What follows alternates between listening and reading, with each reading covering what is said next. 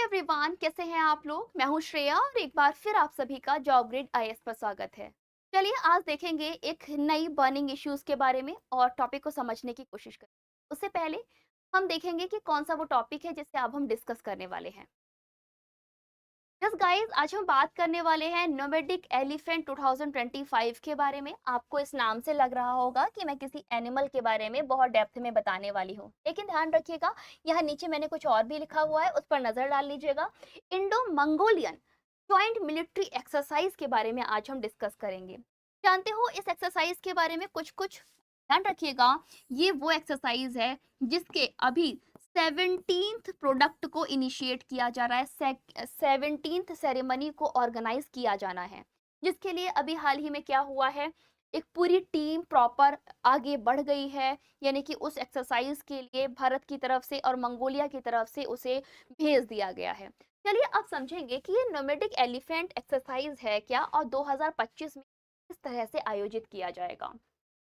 अभी हाल ही की न्यूज़ है जिसमें बताया गया है कि इंडियन आर्मी के द्वारा इसे हमारी जो टीम है पूरे पलाटन को डिपार्ट कर दिया गया है। कहाँ के लिए? India Mongolia joint military exercise के लिए, नोमैडिक एलिफेंट के लिए, है ना, जो कि इसका नाम है। ध्यान रखिएगा इसके 7th एडिशन को शुरू किया जाना है। ये एडिशन कब होगा? 31 मई यानी कि आज के दिन से 13 जून 2025 के बीच में मंगोलिया में एक जगह है जिसका नाम है उलन बतार। उलन बतार जगह पर इसको ऑर्गेनाइज किया जाना है। गाइस, जो हम पर्टिकुलर एक्सरसाइज की बात कर रहे हैं जिसका नाम है नोमैडिक एलिफेंट, ध्यान रखिएगा ये हर साल में एक बार एक्सरसाइज कंडक्ट की जाती है। और जब इसे कंडक्ट किया जाता है तो ऑल्टरनेट कंट्री इसको होस्ट करती है। जैसे कि 2025 में इस बार कौन होस्ट कर रहा है? मंगोलिया होस्ट कर रहा है। तो अगली बार कौन करेगा? हमारा देश भारत करेगा। ठीक।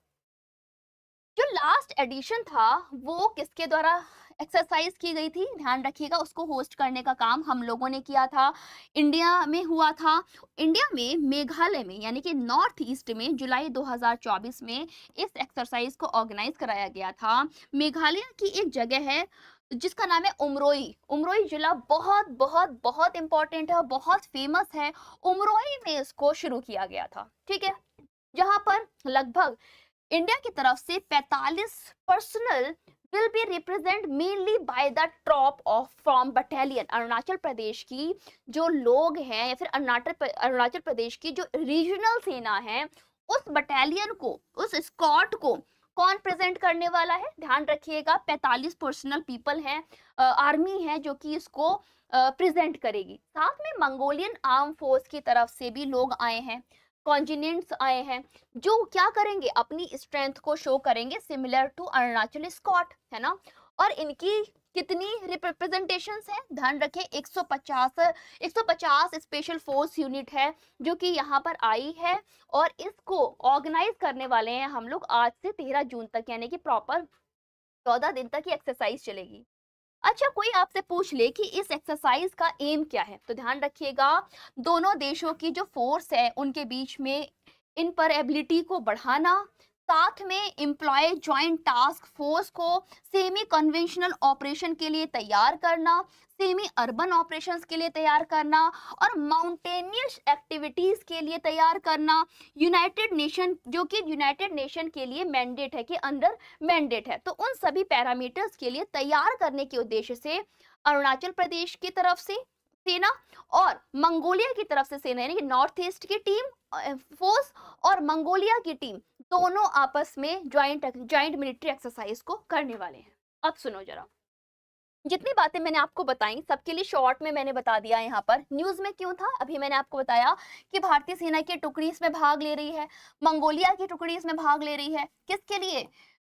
नोमैडिक एलिफेंट के 17th एडिशन को पार्टिसिपेट करने के लिए। कहां पर आयोजित होने वाला है? अभी का अभी यहीं पर याद कर लीजिए, उलन बत्तार मंगोलिया में इसे ऑर्गेनाइज किया जाएगा।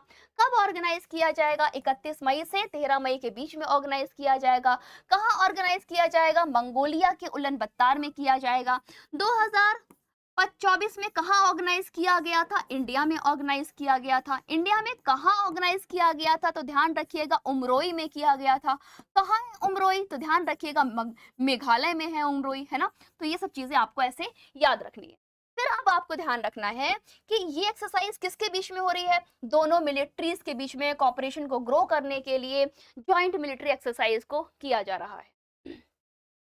अब बात करते हैं एनुअल डिफेंस कॉपरेशन के बारे में, जो कि 2024 में हमारी मेघालय में उमरोई में की गई थी। बिल्कुल उसी तरह से इस बार कहाँ पर ये आपकी जब मैं सेकेंड मंगोलिया के उलानबत्तार में की जा रही है।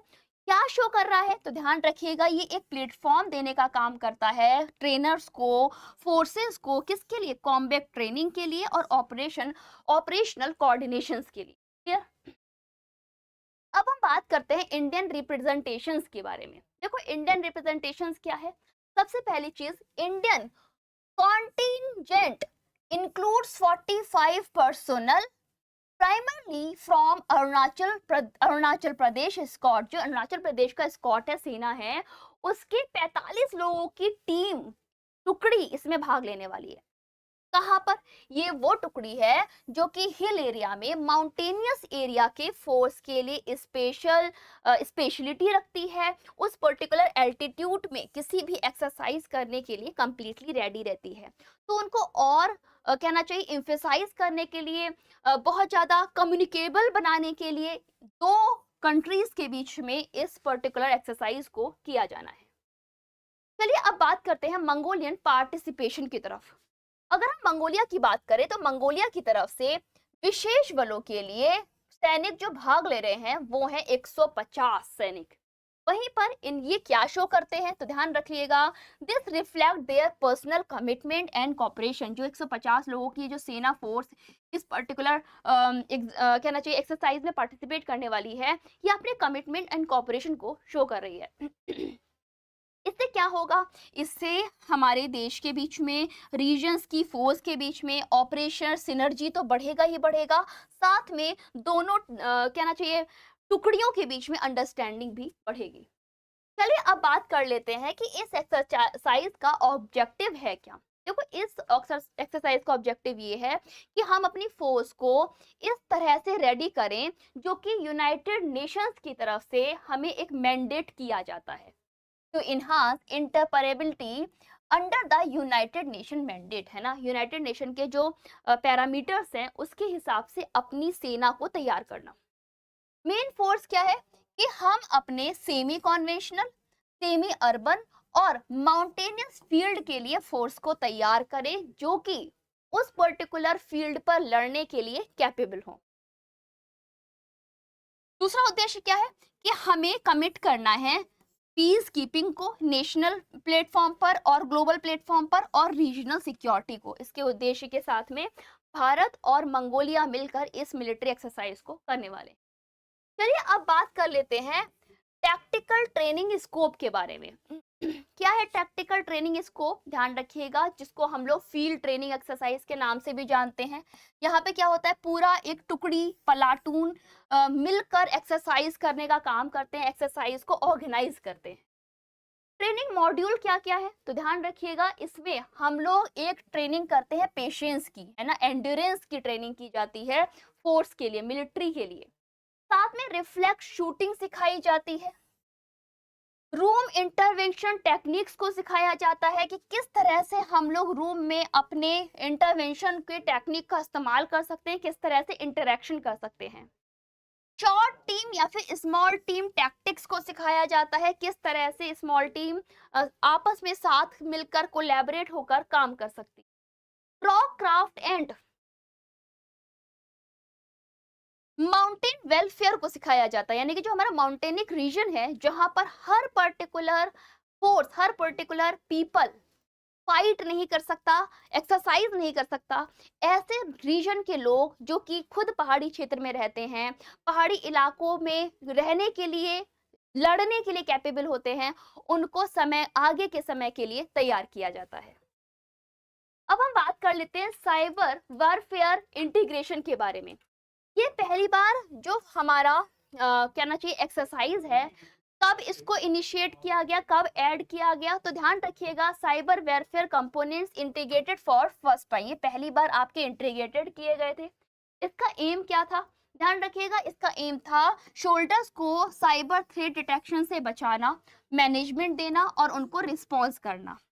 Acknowledge the critical role of cyber domain in modern military operations, acknowledge करना उस क्रिटिकल रोल को जो कि साइबर कहना चाहिए साइबर डोमेन में पैदा होते हैं, किस समय पर, मॉडर्न मिलिट्री ऑपरेशन के टाइम पर। सीधे शब्दों में बोला जाए, जब हमारी मिलिट्री ऑपरेशंस आज के समय में होते हैं तो सबसे ज्यादा इंटरप्ट किस तरह से किया जाता है, टेक्नोलॉजी की मदद से किया जाता है।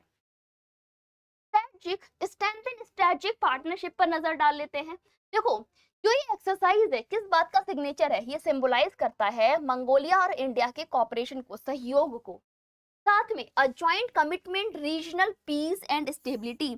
ये एक कोलैबोरेट वे में किस बात को शो करता है, कमिटमेंट को और रीजनल पीस एंड स्टेबिलिटी को शो करता है। अ lasting friendship based on shared value and mutual trust, ये एक ऐसी लास्ट शेयर म्यूचुअल फ्रेंडशिप की शेयरिंग है जो कि किस पर डिपेंड है, ट्रस्ट पर और वैल्यूज पर, किसके बीच में, भारत और मंगोलिया के बीच में।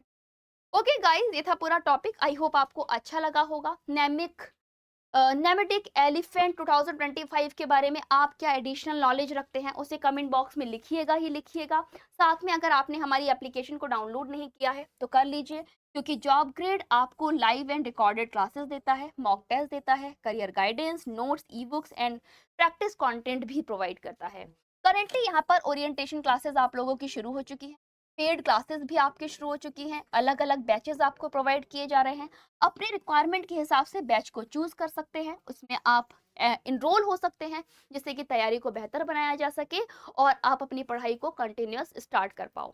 इसी के साथ साथियों, आप इस टॉपिक पर क्या नॉलेज रखते हो वो कमेंट बॉक्स में जरूर लिखिएगा। और अगर आपने हमारे सोशल मीडिया को अभी फॉलो नहीं किया है तो कर लीजिए, क्योंकि फेसबुक पर, ट्विटर पर, दोनों पर हम सेम नाम से जॉब ग्रेड के नाम से मिलते हैं। इंस्टाग्राम पर जॉब डॉट ग्रेड के नाम से और यूट्यूब पर job grade and job grade IAS के नाम से हमारे चैनल आपको मिल जाते हैं। इसको फॉलो कर लीजिए, बेल बटन को दबा लीजिए, जिससे कि सारे नोटिफिकेशन आपको ऑन टाइम मिल जाए। तो चलिए अभी के लिए बस इतना ही। लेक्चर कैसा लगा कमेंट बॉक्स में जरूर बताइएगा। आप अनदर एक्सरसाइज के बारे में क्या एडिशनल नॉलेज रखते हैं वो भी कमेंट बॉक्स में लिखिएगा, क्योंकि जितनी बार आप चीजों को लिखते हो उतनी बार आप चीजों को याद रखते हो। तो चलिए अभी के लिए बस इतना ही, तब तक stay tuned, stay safe, have a good bye, see you by next video. Thank you all.